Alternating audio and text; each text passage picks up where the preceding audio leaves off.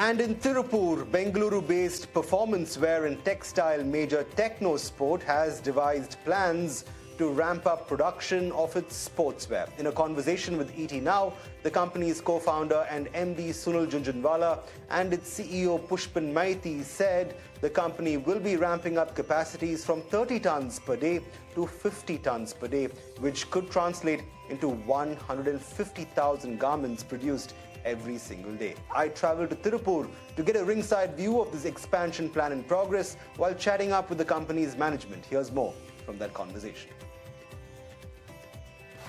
So here we produce all the fabrics that are required for TechnoSport clothing, and currently our capacity is 30 tons a day in this plant. We are going through our phase 2 expansion, which should complete in a couple of months, and that will take our capacity to 50 tons a day. Right. So that loosely translates into about 1.5 lakh garments a day. So we are growing this facility using green energy. So this entire facility runs on solar energy and wind energy. And we don't use coal. We use biomass as the fuel to create steam. So our carbon footprint is extremely low. Carbon footprint per kg of fabric is perhaps the lowest in the world. This facility is zero liquid discharge, so all that water that we use, we recycle it and we recover 95% of that water. Right. And this factory runs on a lot of automation, Industry 4.0. All the machines are connected to IoT devices which throw real-time data, using which we can map machine to market. That is, whatever we produce is visible to our sales teams, and whatever is sold, that data is visible. You can see the real-time data on the screens here. Right. And we are able to do very good efficiency because we all want to compete with China, and you need facilities like this where you can go out and challenge to say, yeah, we can beat them at cost, we can beat them at quality, etc. Absolutely. In fact, I want to talk to you a little bit about that expansion plan itself on the production standpoint. 30 to 50 tons per day, that's the expansion pipeline that you're charting out for yourself. Is there an investment outlay that you've hived and set aside to make this happen? How much will you invest towards expanding capacity here and taking it to the next level, Sunil? So yeah, we've already invested a significant amount, and we recently raised some private equity as well to fund this. And we continue to use our own internal accruals and conventional bank debt to continue to grow this facility. Right. And moving on to you, Pushpin, this comes even at a time when TechnoSport is well and truly on the growth trajectory. You've grown by leaps and bounds in what has arguably been a difficult year for the textile ecosystem, especially from an export standpoint. From 431 crore rupees to you ended last fiscal at 600 crore rupees. You've already set a guidance of 1,000 crore rupees to achieve by FY27. What are the growth levers really that are powering TechnoSport's trajectory, and how is this help in the overall growth of the business? Yeah, I think thanks for the question, right? I think we are one of the fastest growing apparel brand in the country right now at scale. From 600 crore to 1,000 plus crore this year's target, and we're very confident in achieving that. Just to give you some context, we are a multi-channel brand. So across various retail and general trade channels, you can find our brand. And 3-4 of the key channels are general trade. And modern retail. Within modern retail, we have different channels as well.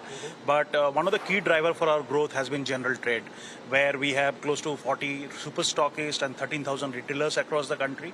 And as we are talking about 66% growth, this growth is also reflecting in general trade's growth as well. And not only just the old retailer who has been in part of the ecosystem for a long time, but some of the new partners, across all the markets we are seeing the growth is coming. And on top of that, we have a digital, retailer acquisition program called Blue Origin, which is helping them to, penetrate deeper into the market, right? On addition to that, we started our modern retail journey 3 years back, and we are seeing great momentum there. One of the key channel has been online, be it our own website or marketplaces or quick commerce. I think there we see clearly consumers are valuing speed of delivery. So quick commerce is going to be one of the driver for our growth this year, as well as we are going to launch omni-channel app for our own stores and own website, right? On top of that, very interestingly, we started our EBO journey almost 18 months back, and today we have 51 stores. and across the geography, be it high street, be it mall, southern part, eastern part, and western part of the country, some middle part of the country as well. We are seeing very, very good growth. All the stores are very healthy in terms of the revenue metrics and performance metrics. So we are doubling down that strategy. We're going to add another 100 stores probably this year. And our overall store count by the end of this year will be around 130 to 140.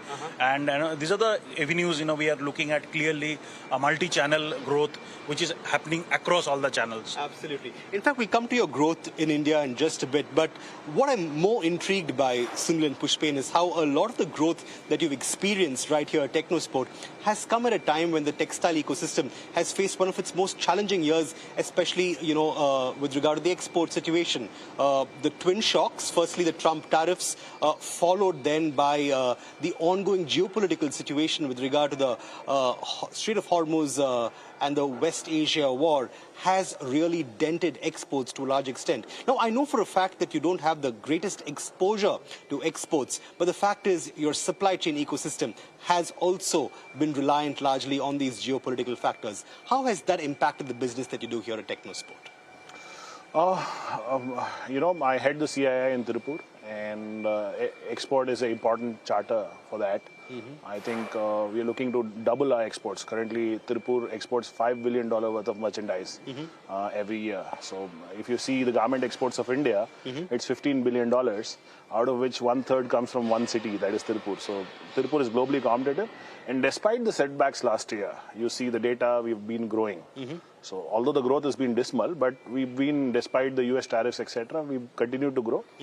And the exports are looking further bullish, which is, inviting a lot of investments due to the, upcoming FTAs. So there is a lot of positivity on the export side. Right. And I think those investments to build capacity, scale, competitiveness will also enhance our supply chain, which will become even more globally competitive. Absolutely. So I don't see a challenge there. And Pushpen, while exports continues to remain only a small part of the overall business that you currently work on, how will this grow going forward? Because I know that even as we speak, you do want to expand geographies. You are looking at a potential opportunity in the Middle East, perhaps even beyond.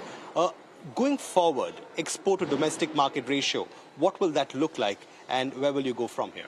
See, I think aspirationally we see expanding into global market is definitely important for us. Being a brand which is much more universal in nature, activewear as a category, right? The acceptance of the product and the categories can be done all over the world. So we are looking at some markets. We are studying the markets. We see some organic demand already. Some people are buying the product through some partners there. So there is a good acceptance of the product at this point in time, and we would love to double down on that. We would love to go deeper and understand those consumers and fulfill their needs. Right. But definitely aspirationally this is one area where we want to invest. What is that ideal ratio like between exports and domestic that you would like to aspire to get to? Yeah, I think right now it's very small, but definitely a handsome double-digit contribution maybe in the future. It's something what we will be gunning for. Right. And even as we speak, gentlemen, the fact is that brand expansion is something that's well and truly on, especially among channels. EBOs are also something that you are actively working on.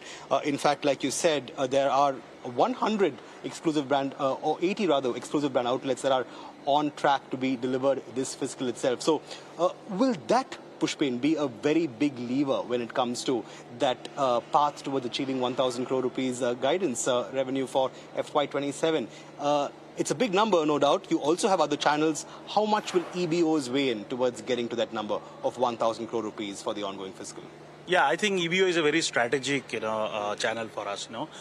It's not just revenue, but also it helps to create that brand identity, right? Something big standing in front of you, larger than life, creates a very different impact in consumer mind when it comes to brand. 80 stores, yeah, I think this year that's the plan, and that will take us overall store count to overall 130, right? But definitely it has a lot of contribution in the growth, right? Because if you look at rest, all businesses are more or less growing, with a bit of a base, right? We have already done some work there, we have a large base, and on top of that we are able to grow. But EBO is a bit of an inorganic growth, right? The more number of stores we open, the more number of revenue we achieve. So definitely it has a good contribution in the revenue, but more importantly, more than revenue, we see, it is helping us to create that impact, create that shopping experience where you come and try the product in a good environment, assisted sales, trial rooms, air conditioned environment, the touch and feel of the product. I think we are solving that because we are a very experiential product, right? And that's where EBO helps the adoption in a much better way. Absolutely. And even as we're having this conversation itself, the fact is that textile manufacturers have requested for a cut on import duty of cotton itself, especially in the interest of staying competitive.